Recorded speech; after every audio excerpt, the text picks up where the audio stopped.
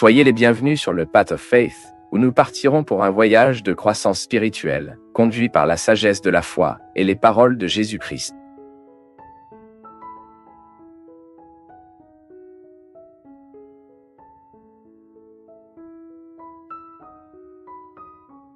Zérubabel était un prince de Juda, descendant du roi David. L'histoire de Zérubabel enregistrée dans la Bible se produit pendant le temps que les Juifs sont revenus de Babylone. Je m'appelle Daniel Konejero, et dans cette vidéo, nous comprendrons tout ce que la Bible dit sur qui était Zérubabel. Zérubabel était le fils de Salatiel et petit-fils de Jochiam, le roi de Juda qui était prisonnier à Babylone. Il n'est pas possible de déterminer avec précision la signification du nom Zérubabel. Un fait intéressant à propos de Zérubabel est qu'il a mis au défi des interprètes bibliques. C'est que dans le premier livre des Chroniques, chapitre 3, verset 19, le texte biblique dit qu'il était le fils de Rhodes, frère de Salatiel. Dans une tentative d'expliquer cette différence, certains chercheurs suggèrent qu'une erreur de copiste peut avoir eu lieu dans le texte hébreu. D'autres universitaires soulignent un mariage probable de Levira dans la famille de Zérubabel. Dans ce cas, Salatiel serait décédé, et son frère, Péder, aurait épousé la veuve et devenait le père de Zérubabel. Mais, selon la loi sur Vira, Salatiel devrait être légalement reconnu comme le père du garçon. Il y a encore d'autres chercheurs qui croient que les Pédales doivent simplement devenir le chef de la famille après la mort de Salatiel, et adopter son fils, sans nécessairement avoir un mariage lévirate. Laquelle de ces possibilités est la meilleure solution à ce problème? Nous ne savons certainement pas. Certains commentateurs identifient également Zérubabel à un homme nommé Sethbazar. Dans ce cas, Sethbazar serait la version perse du nom Zérubabel. Mais d'autres commentateurs suggèrent également que Sethbazar était peut-être le chef persan nommé par le roi Siro, tandis que Zérubabel était le chef populaire des Juifs. Et aussi ceux qui pensent simplement que Sethbazar était l'oncle de Zérubabel, qui, dans un Chronicle 3, 18, s'appelle Senazar. Eh bien, à son retour avec le groupe principal des exilés en 537, avant JAC, Zérubabel était le leader responsable de la construction, de la fondation du temple. Les Juifs sont retournés à Jérusalem très espérants quant à la reconstruction du temple.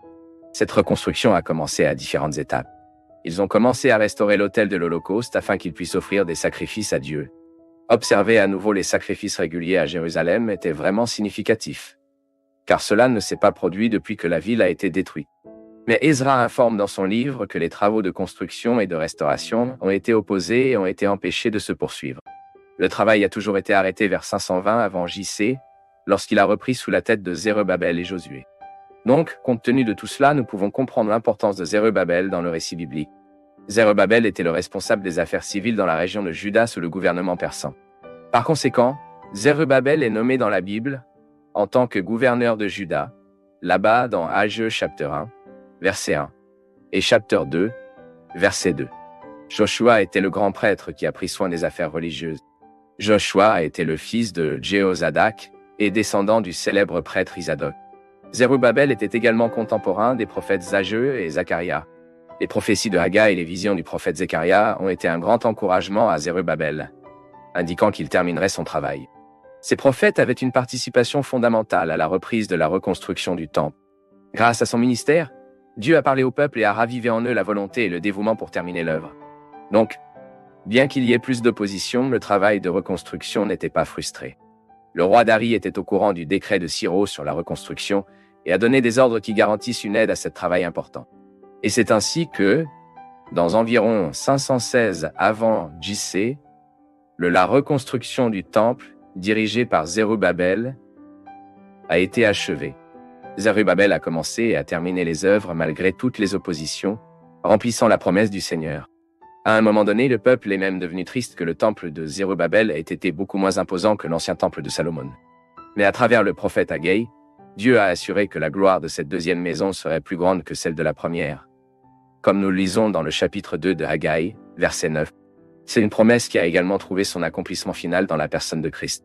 Enfin, en parlant de Zérubabel et de Jésus-Christ, nous devons citer que Zérubabel était ancien de Jésus.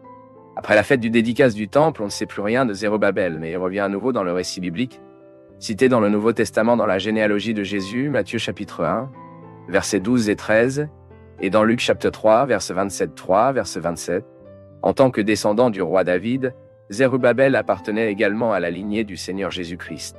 À l'époque de la reconstruction après l'exil, Zérubabel a préfiguré le Messie.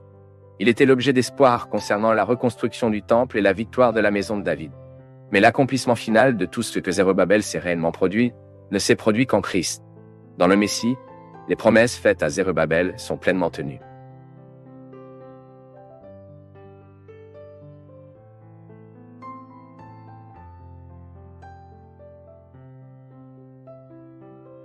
C'est un grand plaisir pour nous tous du Path of Faith d'être avec vous en ce moment. Veuillez partager vos impressions sur le sujet d'aujourd'hui dans les commentaires, soutenez-nous en aimant la vidéo et aidez à la diffuser en l'envoyant à vos amis. Abonnez-vous à la chaîne pour rester toujours connecté et recevoir nos nouvelles vidéos.